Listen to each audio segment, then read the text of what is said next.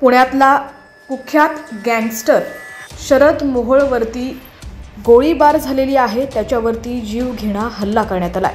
शरद मोहोळ राहत असलेल्या कोथरूडच्या सुतारदरा परिसरात 1:15 वाजण्याच्या सुमारास हा हल्ला झाला। या हल्ल्यात मोहोळ याला 4 गोळ्या लागल्या असून त्याची प्रकृती गंभीर आहे।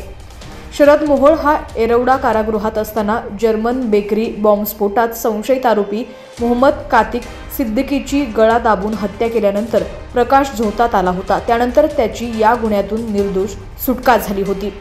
पुण्यातील कुख्यात गुंड म्हणून मोहोळची ओळख होती। शरद मोहोळ या टोळीनं सरपंचाचं अपहरण करून खंडणी उकळल्याप्रकरणी पोलिसांनी त्याला अटक केली होती। मोहोळ आणि त्याचा साथीदार आलोक भालेराव या दोघांनी 2012 मध्ये कातिल सिद्दीकीचा येरवडा जेलमध्ये खून केल्याचा आरोप होता।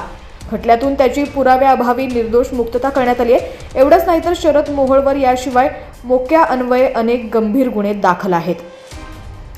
काही महिन्यांपूर्वीच शरद मोहोळ यांची पत्नी हिने भाजपमध्ये प्रवेश केला होता, तर शरद मोहोळ ही अनेक हिंदुत्ववादी संघटनांच्या व्यासपीठावर उघडपणे वावरत होता।